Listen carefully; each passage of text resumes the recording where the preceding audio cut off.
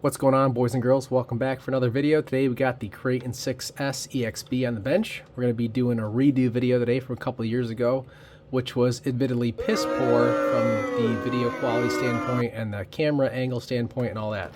Anyway, we're going to be showing you how to remove the center diff and replace the center diff fluid.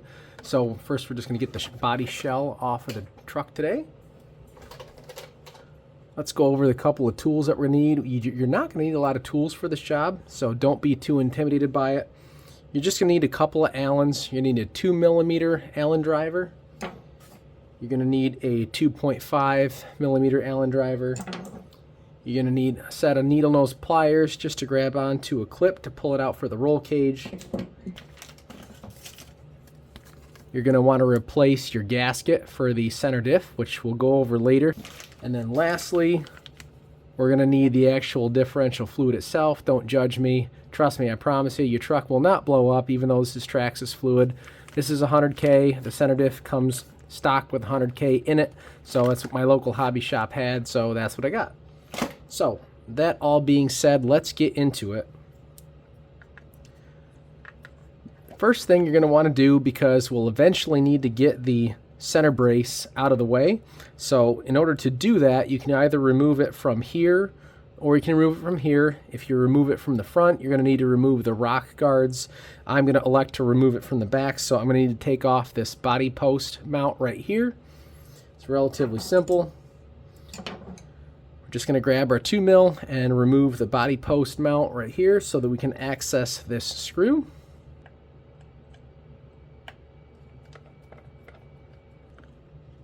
With that out of the way, we can actually access this screw right here, which is going to, of course, allow us access to remove the center tower brace.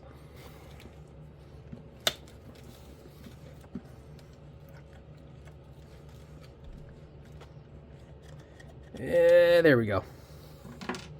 And now, this is free, so we will need to eventually remove this so that we can remove the cover and we can ultimately get the center diff out.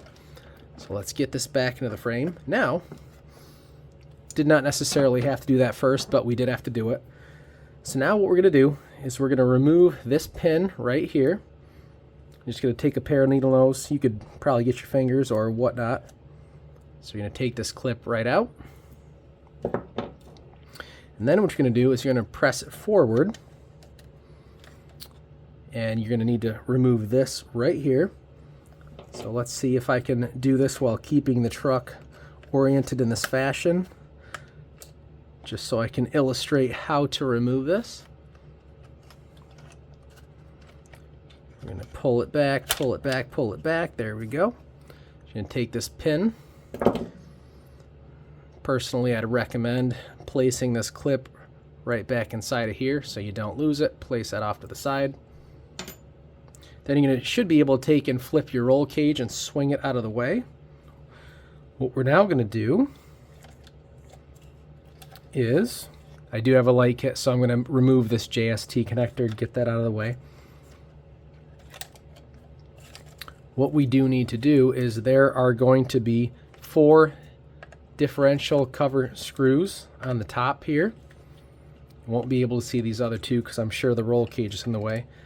But these are a 2.5mm. So we're going to start to undo those because we're going to need to take all 4 of those out. So let's go ahead and put those off to the side. And I just dropped that last one, but that's okay. We'll find it. So now you can actually see how this just very easily up and lifted without any effort right up and out of the way. So we can get this up and out of the way because we have the center brace free. So what we're going to do is remove this, swing it up and out of the way, expose the center diff itself, which is right here. One benefit is that these tools are magnetic, so I will put a link to all of the tools and all of the parts down in the description, so don't forget to check that out. What we need to do is we need to loosen our motor mount screws so that we can relieve the mesh between the pinion and the spur gear. So shame on me for getting ahead of myself. It's going to be a 2.5, so we want the 2.5. Be very careful with these because they're notorious for rounding out. So get your driver in there, get it seated really well, make sure you're good and square, make sure you have good tools, square and click, you'll hear it snap.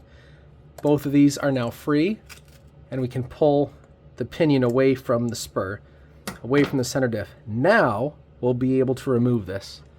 So now this should come up and out. Let's make sure that we're free. So we are free, it spins freely. We'll make sure that nothing else is holding us in. So now we can actually pull this up. So let's carefully wiggle it back and forth. Depending on your truck's age, it may be wedged in there. If it's new, it'll come out pretty easily. So now it'll come out towards the top. And as I pull up, these dog bones, this is the rear dog bone, this is the front. These will telescope in and out slightly. So if I pull this up, you'll see the dog bone pops out. I'll slide it out towards the rear. The rear dog bone popped out first. I'll try to actually keep that in the front diff. Make for reinstallation a lot easier. So there is the center diff extracted. You can figure out if your center diff has been leaking, because what you'll notice is you'll see a stripe here of the differential fluid. That being said, let's start to pull the differential apart. I'll get the truck off the bench and we'll see how bad and gray and disgusting this fluid is. Alright guys, so I've got the differential out here, and as you can see, there's leakage here. There's a little bit of grub, little bit of gray differential fluid around here. So you'll need a 2mm Allen to take apart the differential case itself. In my first video, I took these apart with a power driver, so I'll probably just fast forward this. But alright guys, there's all 4 screws out. You ready for the big reveal? It was 2 years ago I did the first video on how to replace this fluid, so this fluid does have 2 years on it. So let's see what we're dealing with. Let me pull this cover off. Yep. So okay, first things first, I guess I did put a gasket in this. I don't remember doing that, genuinely. It did not have a gasket in it when I first pulled it apart. That being said, there is a significant fluid loss in there. You can also see it's very typical to have a dark gray fluid. It's broken down, obviously needs to be changed, so it's a good thing that we're doing it for illustrative purposes. So you can try to be really careful and reuse these if you really want to. I wouldn't recommend it for the price of them, but alright, so just for some terminology for those that might be unfamiliar, these gears right here are referred to as your sun gears because I guess they kind of look like a sun. In the differential itself, in the casing, these gears are referred to as spider gears or satellite gears. These are your outdrive cups, these are bearings. This outdrive has a shaft that goes through the bearing inside of here with a pin that presses through that prevents it from being pulled out the other side. This is an Allen key that actually retains your fluid. You can unscrew that if you find that you overfill it to bleed it. So what we're going to do is I'm going to, I'd say drain this, but as you can see it's quite empty. I'm going to get this cleaned up. These here are referred to as your cross pins because they go in a cross fashion 90 degrees in through the differential. So I'm going to go ahead and clean this up. I'm going to get this all cleaned up, get everything cleared out, and then we will put you guys back on camera. Alright guys, so off camera we drained all the fluid out of there. The other thing that I wanted to mention and point out is that you do have these plates behind the sun gears. These are your limited slip diff plates. They allow the diff to behave and act in a limited slip manner, so if your front starts slipping, it'll transfer power to the rear and vice versa. So these, this is probably a topic for another time, but these do have to be replaced in a directional fashion. There's a beveled edge on these as opposed to a sharp edge, so if you do remove the sun gear and you do remove the differential plates, the limited slip plates, make sure you put them back in the same exact orientation that they came out, so they are directional. That being said, we now have the 100K fluid.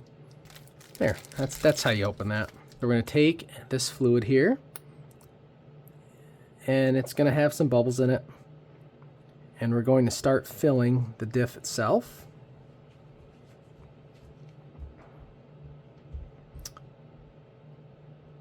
And a lot of people tend to get this wrong.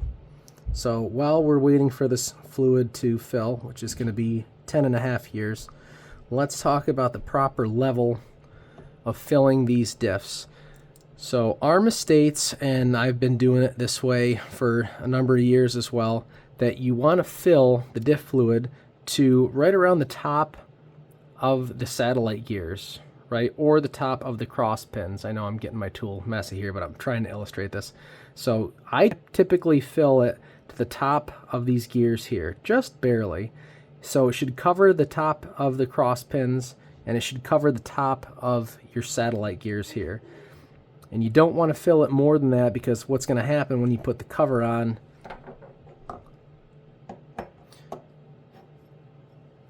when you put this guy on, is this sun gear is going to displace the fluid that you just put into the diff. So it's actually fairly full. Easy now. Easy. Just a little bit more. Even that is probably too much. It's super easy to overfill these. Alright guys, so now you can actually kind of see a nice gloss on the top of the finish there, on the top of the cross pins. You can see how full the fluid is. I can't exactly rotate it this way too much, because eventually the fluid is going to start to travel to the other side of the case, but that's typically how full I fill them, just at the top of the pins there. So I'll put this down, and I'm going to go ahead and place the new gasket right on top here. So again, part number is going to be in the description. I'm going to go ahead and carefully line up these holes right here with the holes on the diff case. Also being careful to not obstruct the holes with the limited slip plates. So just like that, you can actually see, maybe you can't, you can see the holes directly through. So I'm going to try to be very careful here. So oftentimes it's necessary to place shims behind your sun gears, and what these shims do is these shims act as a means of pressing the sun gear into your satellite gears, and they help take up any slack that you might have, because I mean, let's be honest, these things are mass produced. Yes, there's a certain level of quality control. Is it extremely tight like a real vehicle? No, it's not. So that being the case, what people find is that they need to take and place shims behind, which they're basically just a glorified thin washer. You put these shims behind, you place these shims behind the sun gears, and what that does is it forces the sun gears into the satellite gears more tightly, so that if you have any slack, you have any play, it's going to force those gears together more tightly. So it's something to consider, it's something to check. The theory behind the shims goes that you add a shim, you place everything together just like we're doing now, you try to twist the gears, you try to twist the outdrives. If they still move, you remove everything, you take the plate off, you add another shim between the drive cup, or I'm sorry, between the back of the LSD plates and the sun gear, and then you place the assembly back together again, and then you repeat the process, and you continue to do that until you have binding with the gears. When you have binding with the gears, you remove everything one final time, and then you remove one of the shims place everything back together, and theoretically that's as tight as the gear mesh can be without anything stripping. So people do that. I didn't find it necessary with this center diff. It's, again, often necessary with front and rear diffs, but it's just worth a mention. So now that we start to tighten these down, we're going to tighten these down in an X fashion, because it's important to tighten these down uniformly so that you don't get one that's extremely tight and the other one that is looser, and you actually warp the plate as you put the diff together. So let's go ahead and screw this together. If you do have too much fluid in, what's going to happen is it'll start to ooze out of these holes here. It's another telltale sign that you've overfilled a little bit. So let's go ahead and tighten these all down carefully, again in an X fashion. Tighten, tighten, tighten. That one's snug. Snug. Snug. And snug. And we'll check to make sure we did everything right. These should turn smoothly. I normally give it a couple full rotations just to make sure that you're not going to find any binding.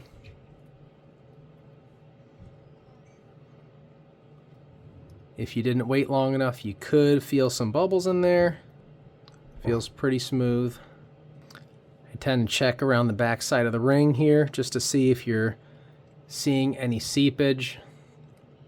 As you can see, that's pretty bone dry. I got a little residual from taking it apart, but also some residuals. I'll clean that up off camera.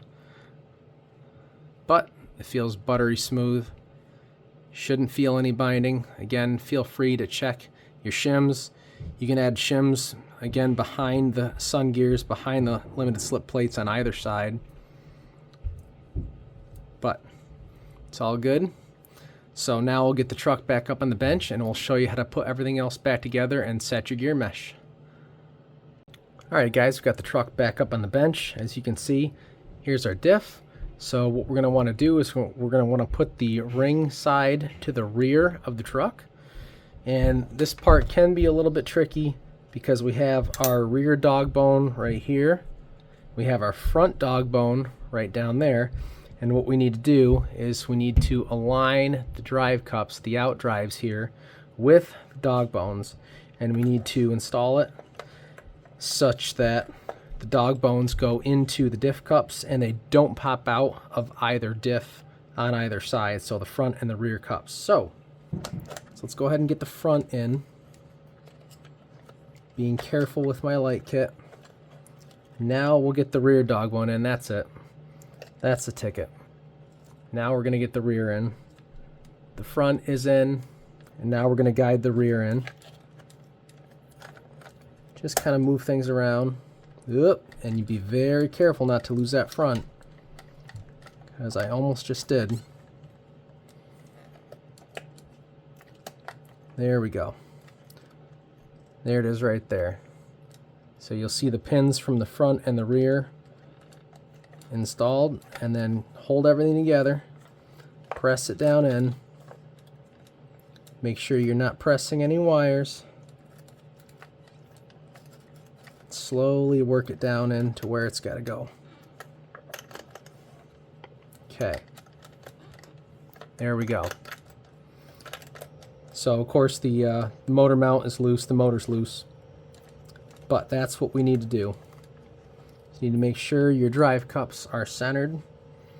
Then what we're going to do next is we're going to pivot the roll cage over, and remember we got the cover right here with our 4 screws. So make sure we're not pinching any wires if you do have any wires there.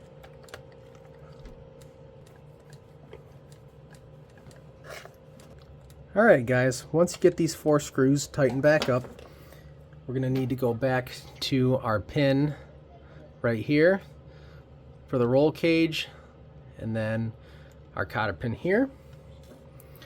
So let's go ahead and roll this back over. And it's important here to keep the actual hole vertical. All right, again, orientation is important. So once you find where your hole is right here, you're going to line it up with your cotter pin.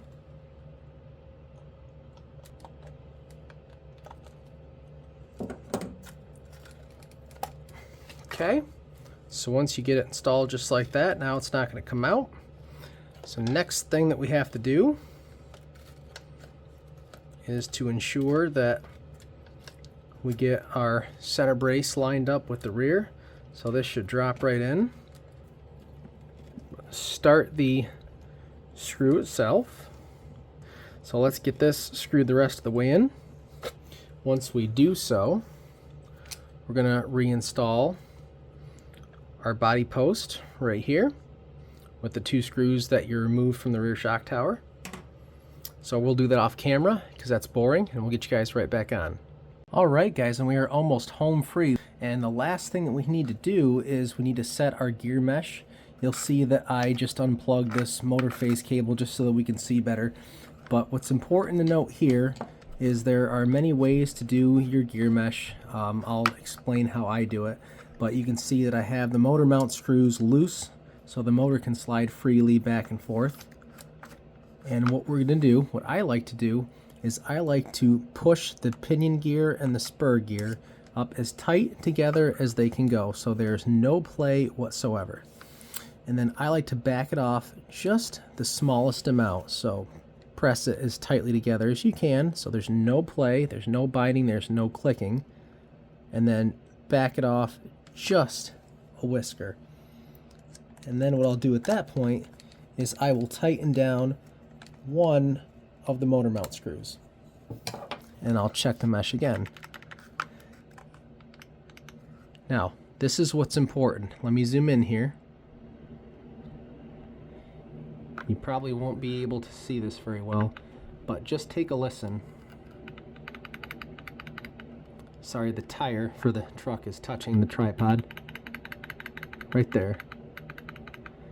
There's the smallest amount of movement, and you can hear that click. That's how I like to set it. Another way that you can do it is you can actually place a piece of paper in between these 2 gears, and you can press them tightly together and then tighten down these 2.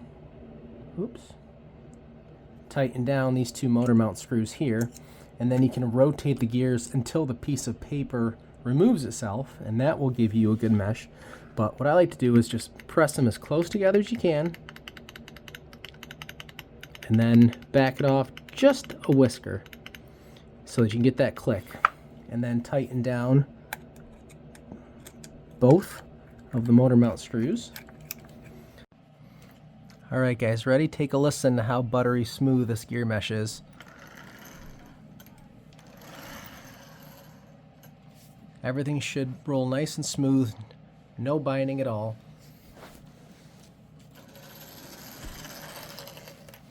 And that's it. That's all there is to it. It's really not that difficult to remove the diff, remove the center, and replace the gear oil. So we'll take it outside and we'll bash it in another video. If you want to see that, please remember to like and subscribe. Really appreciate you guys tuning in today. If you have any comments, please leave them down below. Catch you guys on the next one. Later.